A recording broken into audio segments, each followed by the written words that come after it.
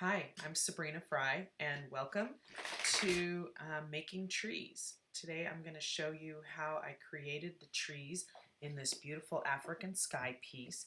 And these trees are not done like my normal trees. I tend to do a lot of trees using acetate, which is a very different process than this.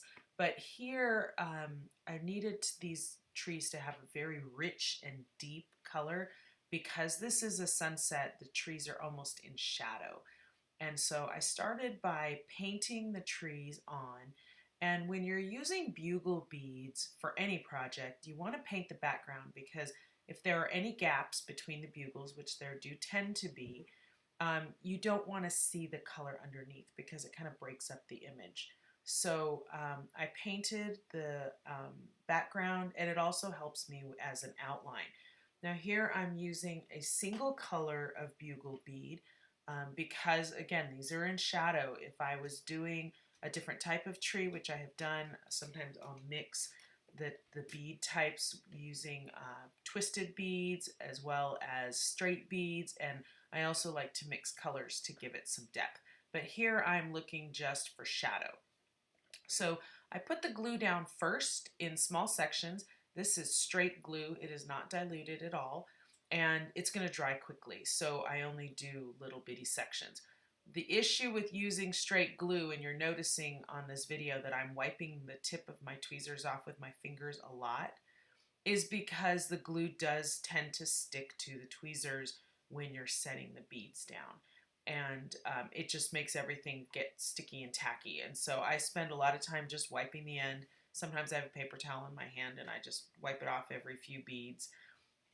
But here I'm just laying them, and they're definitely symmetrical in that they're lined up together, but I also want to create a sense of randomness because it gives it character. When things are lined up too perfectly, it kind of takes away the natural character of the piece.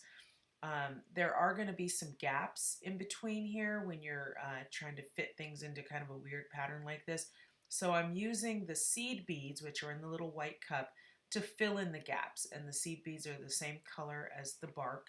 So they're going to fill in any kind of major gaps.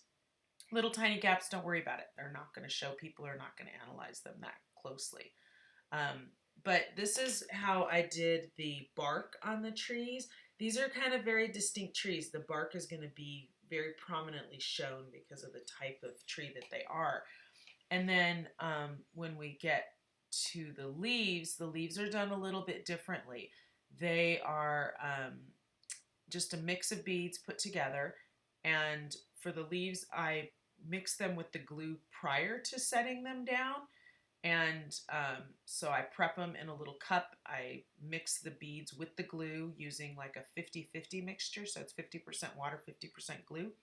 And then I'm going to scoop them onto the canvas. And you're going to see this in a few minutes. It goes a little quickly. That's why I wanted to explain it ahead of time.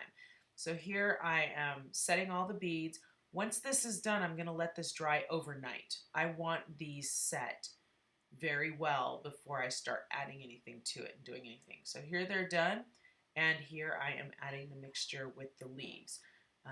Again, these are very distinctive types of leaves, so I'm clumping them in groups together, but I'm just using this little bead scooper to scoop them out of the cup and lay them out onto the canvas.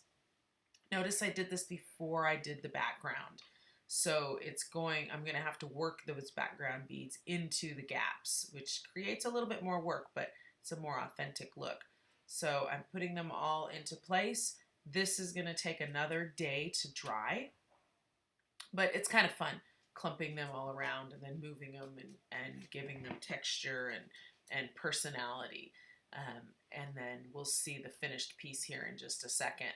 But yeah, I do this with mixed patterns of mixed colors of beads. This one happens to be a solid color, but I do mix them all together to do that as well. If I'm doing like a variation of greens or yellows for fall, I can use this technique. And here's the final piece. You can see how much texture the trees have, and then this is the final African sky. Hope you've enjoyed. Thank you for joining me.